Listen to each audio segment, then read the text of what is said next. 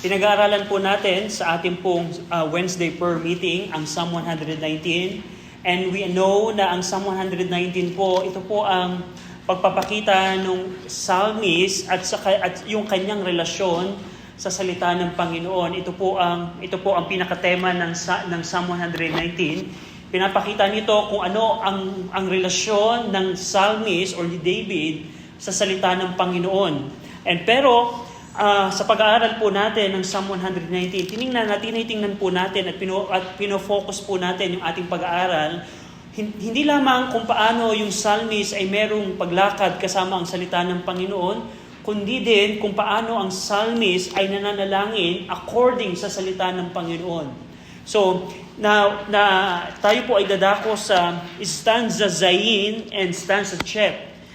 In verse 49 hanggang verse 46. So, we were able to 1, 2, 3, 6, 7. Naka-8 stanza na po tayo or 6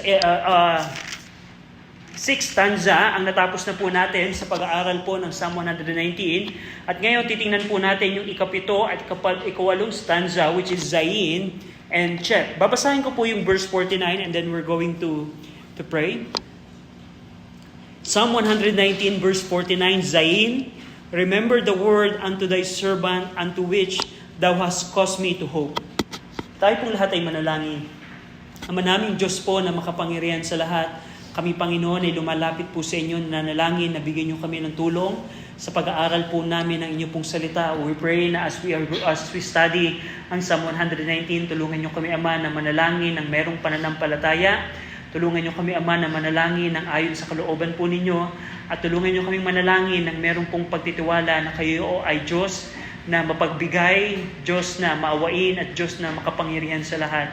We pray, Ama, na bigyan niyo kami ng tulong na maunawaan ng inyong salita. In Jesus' name we pray. Amen. So, in Psalm 119, verse 49 to 56, ito po yung stanza Zayin, kung saan ipinapakita po dito ng psalmist yung comfort na nakukuha niya sa salita ng Panginoon, the comfort from the Word of God. At alam niyo po ba ng mga Kristiyano, ang salita po ng Diyos, ito po ay nagbibigay ng comfort sa mga mananampalataya. May mga pagkakataon na tayo ay merong problema, may suliranin, may discouragement, merong pagsubok sa buhay, pero once na ang Kristiyano ay bumalik at magmanahan sa salita ng Panginoon, we can testify the same thing na ang salita ng Diyos ay nagbibigay ng comfort. At yun ang titingnan natin dito sa stanza Zayin. In verse 41, sabi dito ng psalmist, and by the way, dito po sa dalawang stanza na ito, meron po mga panalangin din tayong makikita, which is in verse 49, in verse 58, and in verse 64, which we're going to see later on. But in verse 49, psalmist said here, Zayin, remember the word unto thy servant, unto which thou hast caused me to hope. Now, habang tinitingnan natin kung paano yung word of God ay nagbibigay ng comfort sa mga mananampalataya, pinanalangin dito ng psalmist na, Panginoon, remember the word unto thy servant. Ang ibig sabihin po dito, ang panalangin dito ni David o ng psalmist, Panginoon, wag mong kalimutan ang iyong mga salitang ipinangako sa akin. Huwag mong kalimutan yung mga salitang ipinangako mo sa akin. Remember the word unto thy servant, unto which thou hast caused me to hope. Now, dito po, alam natin, ang Panginoon, in the context, makikita natin, ang Panginoon ay merong mga pangako na kiniklaim ni David o ng psalmist. Ang panalangin dito ni David, Panginoon, huwag mong kalimutan o alalahanin mo ang iyong mga salita sa iyong alipin o sa iyong lingkod, na ang ibig sabihin nito, Panginoon, huwag mong kalimutan ang mga pinangako mong salita sa akin. Dahil, nagbigay dito ng dahilan si David o yung psalmist, dahilan upon which thou hast caused me to hope, kung saan mo ko binigyan ng pag-asa. What a kind of prayer it is na, Panginoon, ang iyong salita ay naglalaman ng mga pangako at ako'y umaasa dito at panalangin ko, Panginoon, huwag mong kalimutan ang mga pangako mo na ibinigay sa akin, kung saan ako humihingi ng pag-asa. Now, in application, marami pong pangako ang Panginoon na pwede nating asahan na ito'y magbibigay ng pag-asa sa atin. And Napakagandang panalangin natin habang kiniklaim natin yung mga pangako ng Panginoon na nagbibigay ng pag-asa sa atin, pwede natin ipanalangin ng Panginoon. Meron, in application parang ganito, meron akong gagawin na pagsunod sa iyong kautusan. Alam ko na mahirap to, alam ko na ito'y sakripisyo sa akin, alam ko na hindi maunawaan ako ng mga kaibigan ko, ng pamilya ko, ng mga tao sa paligid ko, pero Panginoon, alalahanin mo ang iyong mga salita. Na ibig sabihin, Panginoon, nagtitiwala ako sa iyong mga pangako, huwag mong kalimutan ang iyong mga pangako na ibinigay sa akin. So, that's verse number 1. At dito, pinakita din dito ng psalmist in verse 50, na yung pag-asa niya sa salita ng Panginoon, sinabi niya dito, hindi lamang ito yung kanyang hope, kundi ito din yung kanyang comfort. Sabi niya, this is my comfort in my affliction. Sa gitna ng affliction na nararanasan ni David, which is makikita natin dito, na may mga enemies, may mga opposition na nararanasan si David. Pero sinabi niya, sa salita mo, Panginoon, ako kumukuha ng kaaliwan or ng comfort sa gitna ng aking affliction. Dahilan, ang iyong salita, for thy word had quickened me, or meaning, ang iyong salita ang nagbibigay buhay sa akin, that caused me alive. So, in verse 50, makikita natin dito kung paano kiniklaim ng psalmist na ang word of God ang nagbibigay ng comfort kay David or sa psalmist sa gitna ng affliction. In relation sa verse 49, na doon din siya humihingi ng kumukuha ng pag-asa. And also, binigyan dito ng diin ni David sa huling bahagi ng verse 15, ang salita ng Diyos ang nagbibigay buhay sa kanya, had quickened me. Now, ito na yung opposition na makikita natin in verse 51 hanggang 53. Ang context nito, si David habang siya ay merong kumukuha ng pag-asa at ng kaaliwan sa salita ng Panginoon, may mga opposition, may mga persecution siya na nararanasan or affliction sa gitna ng kanyang mga kaaway. In verse 51, David reveals in this verse that the proud have had me greatly in derision. Ibig sabihin nun, yung mga arugante, yung mga mapagmayabang, sila ay nangungutya sa akin. Yung word na had great me in derision, ito yung klase ng pangungutya na ginagawa ng mga arugante, ng mga proud kay David. Pero sa gitna ng derision, sa gitna ng mockery na natatanggap ni David, sabi ni David, sa gitna ng mga bagay na yon, yet have I not declined from thy law. Turn aside from thy law. Panginoon, itong mga taong mapagmayabang, sila ay nagbibigay ng pangungutya o pagpaninira sa akin. Habang sinusunod ko ang kalooban mo, itong mga taong ito, sinisiraan ako, ito yung mga sinasabi sa akin, they had great me in derision. Pero Panginoon, hindi ako tumalikod, palayo sa iyong kautusan. Yet have I not declined from thy law. What a testimony ang meron yung psalmist dito. Na minsan sa ating buhay Kristiyano, may mga pagkakataon na hindi natin sinusunod ang salita ng Panginoon dahilan sa mga tao at mga sinasabi ng mga tao sa paligid natin. We are guilty of that. May mga time na hindi natin sinusunod ang kagustuhan ng Panginoon, ng salita ng Panginoon for the reason ng mga tao sa paligid natin. Pero dito, si David, sabi niya, no, kahit yung mga proud ay merong paninira sa akin, pangungutya sa akin, Panginoon, never akong tumalikod sa iyong mga kautusan. What a testimony meron dito si David. In verse 53, sabi dito, and verse 52, I remembered thy judgment of old. Panginoon, naalala ko ang iyong mga kautusan sa gitna ng aking trouble.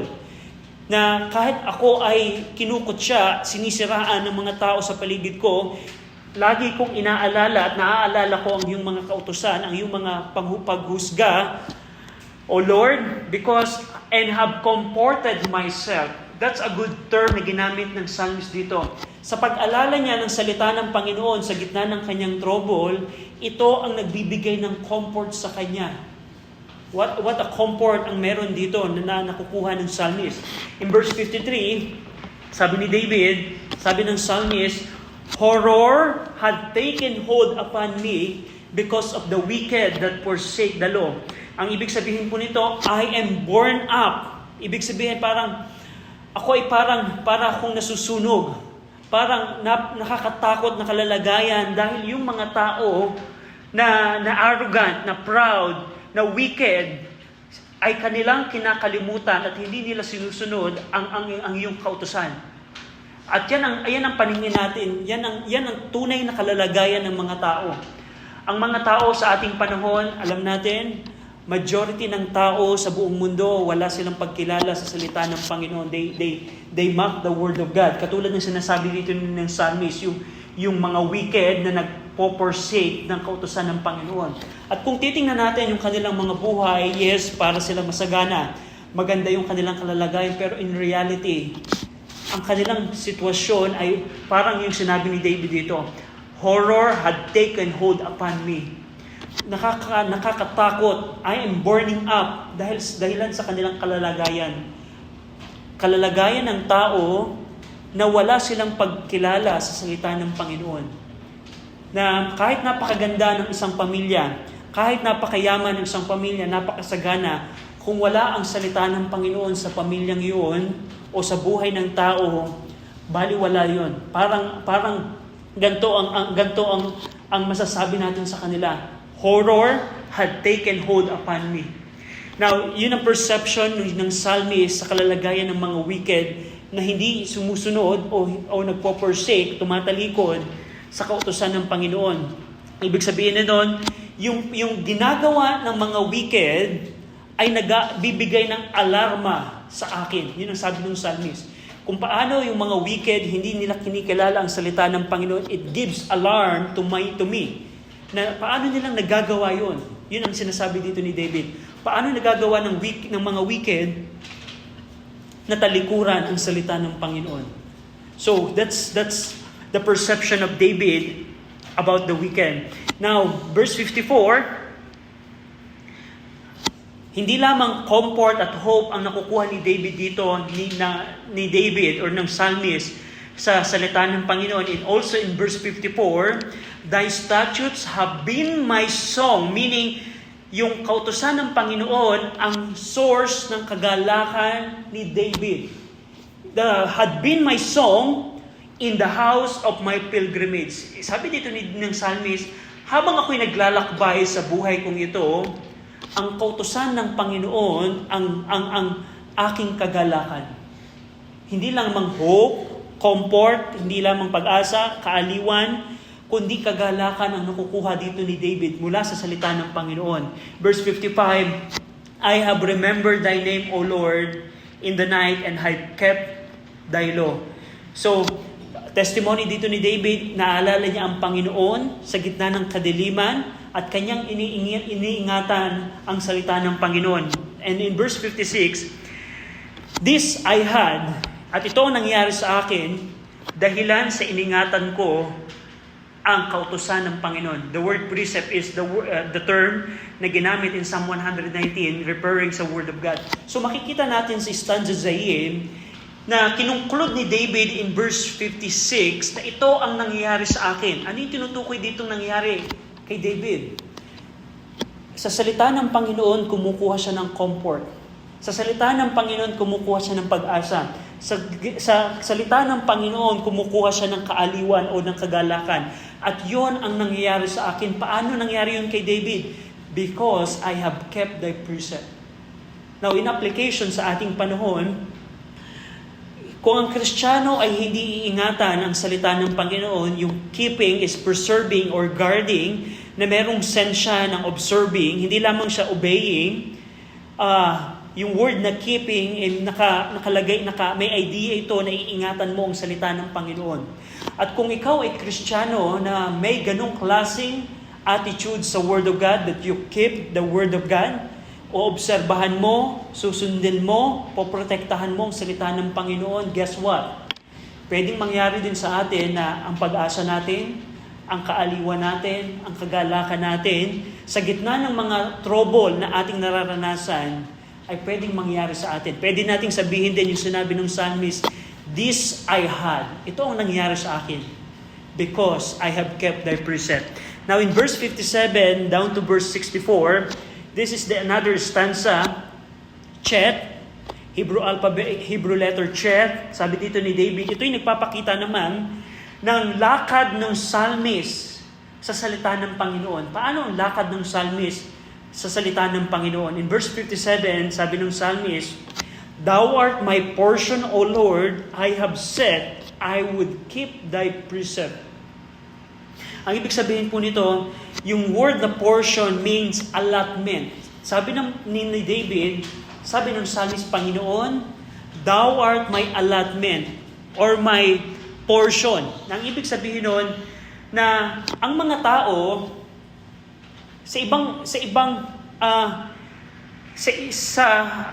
ibang bagay kumukuha ng kagalakan, ng enjoyment, ng kaaliwan o ang ibang tao. Parang tingnan niyo, parang ganito po. Ang ibang tao ay sumasaliksik sila ng mga bagay na material sa mundong ito.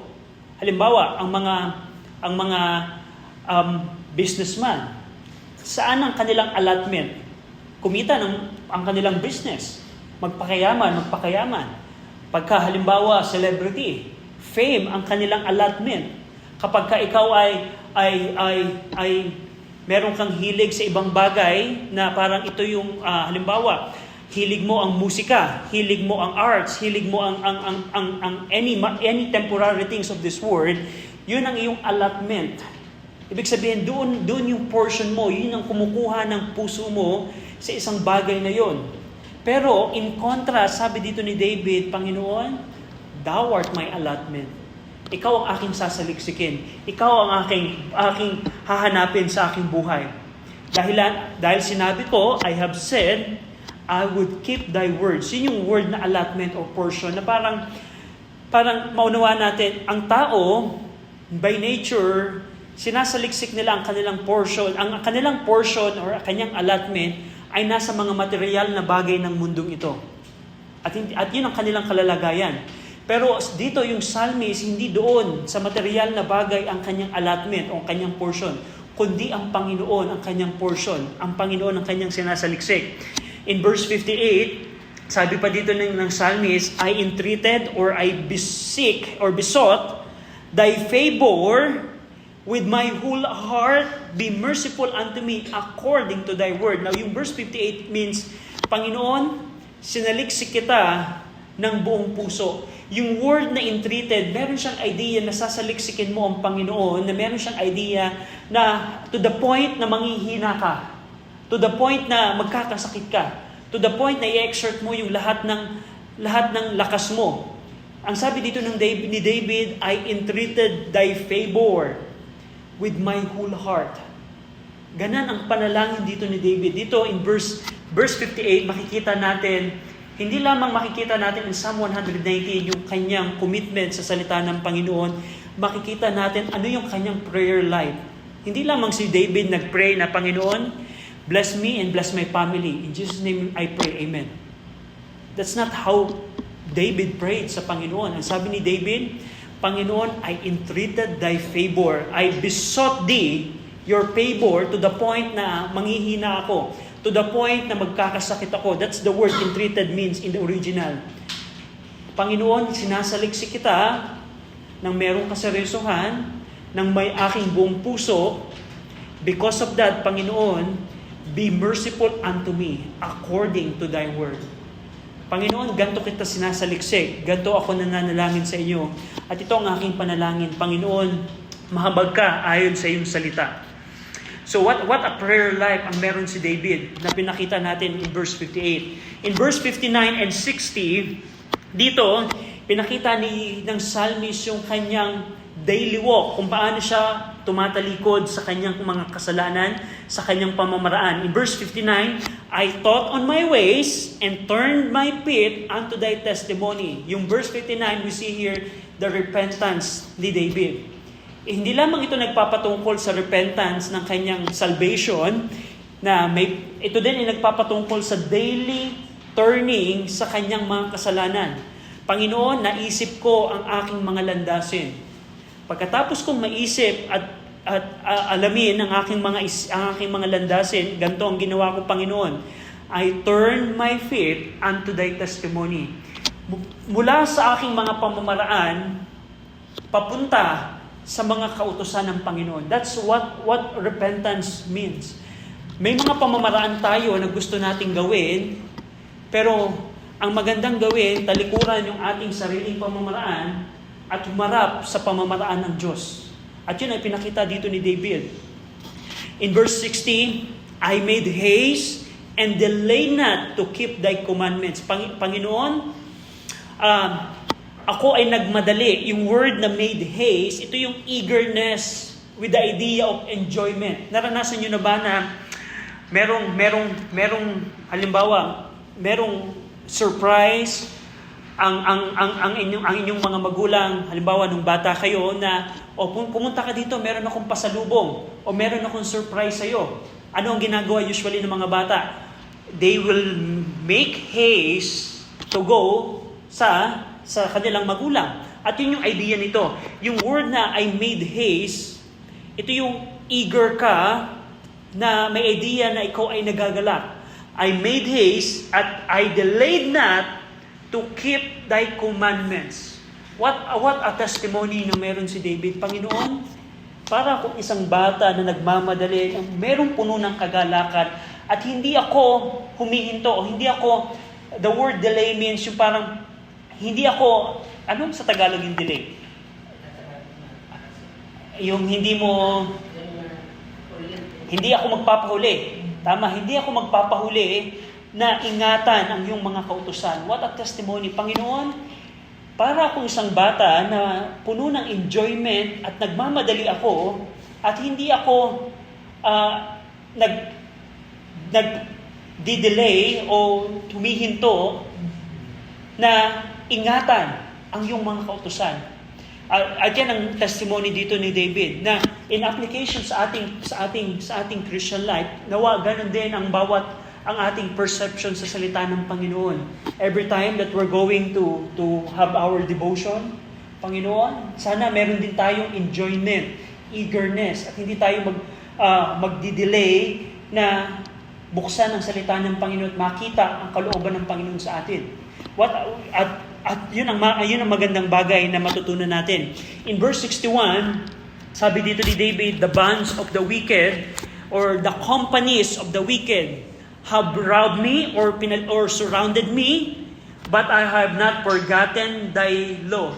Dito, pinakita ni David yung kanyang kalalagayan na siya'y pinapalibutan ng kanyang mga kaaway, pero kahit ganun pa man, hindi niya kinalimutan ang salita ng Panginoon. In verse 62, at midnight I will rise to give thanks unto thee because of thy righteous judgment. Now, yung expression na at midnight I will rise.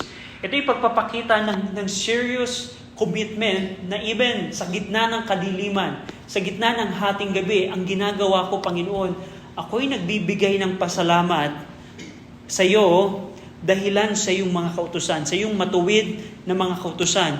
In verse 63, we see here that David said, I am a companion of all them that fear thee and of them that keep thy precept. So makikita natin dito, merong band of wicked na pinapalibutan ako, which we saw in verse 61, pero sabi dito ni David, hindi yun ang aking sinasamahan. But in verse 63, kasama ko yung mga tao na may takot sa iyo at yung mga tao na nag-iingat ng iyong mga salita. What a fellowship ang meron si David dito. And lastly, in verse 64, sa way ng pagpupuri sa Panginoon, David says, the earth, O Lord, is full of thy mercy. Panginoon, ang mundong ito ay puno ng kahabagan. Because of that, teach me thy statutes. Teach me thy way, O Lord. Panginoon, I would not stop to ask you to teach me thy way. No, kung paano yung inawit natin kanina, sa gitna ng pagsubok, sa gitna ng problema, Panginoon, teach me thy way. Teach me thy way. Dahil ang katotohanan, mga mananampalataya, ang ating pamamaraan ay dapat laging umayon sa pamamaraan ng salita ng Panginoon. At walang pagtigil tayo na matutunan ang pamamaraan ng Diyos. Every time, every day, kailangan natin dumating sa pagkakataon na sabihin natin, I thought on my ways and turned my feet unto thy testimony. Na ibig sabihin nun, meron tayong pamamaraan, pero hindi yung pamamaraan natin ang ating susundin, kundi yung pamamaraan ng Diyos. And because of that, Panginoon, turuan mo ko ng iyong pamamaraan. Now in application, halimbawa sa mga estudyante, Panginoon, magka-college na ako, anong pamamaraan,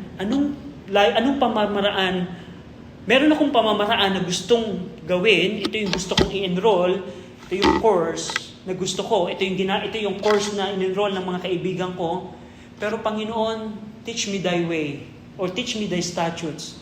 Hindi yung aking gusto, hindi yung gusto ng aking magulang, hindi yung gusto ng aking mga kaibigan ang aking gagawin, kundi yung pamamaraan mo.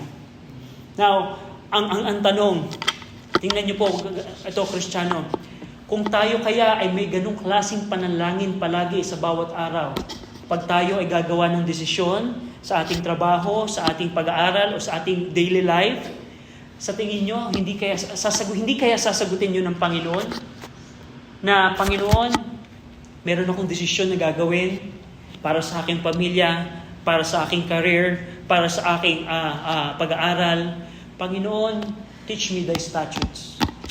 Kasi inisip ko yung aking pamamaraan, pero nakita ko, hindi ito epektibo. Kaya Panginoon, sa iyong mga pamamaraan, ako tumakbo, yung aking mga paa. Turn my feet unto thy testimonies. What a prayer it is na pwede natin ipanalangin.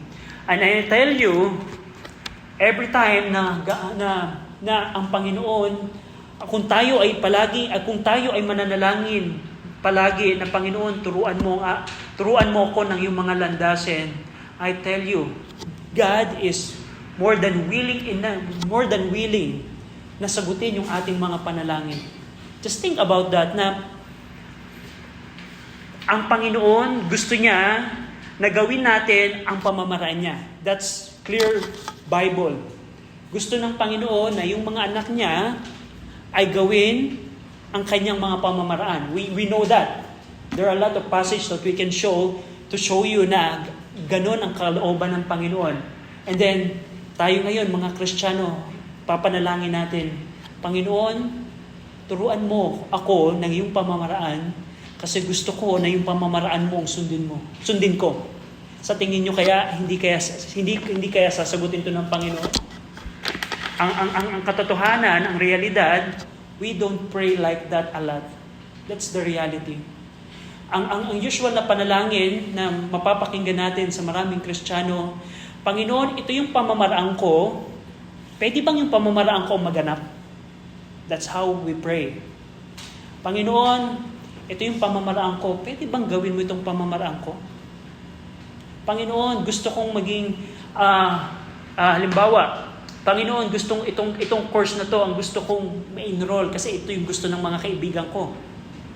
Panginoon, gatong business ang gusto kong gawin kasi ito yung popular ngayon. Panginoon, gawin mo naman to. That's how we usually pray. Meaning, yung ating ways ang dinadala natin sa trono ng Panginoon.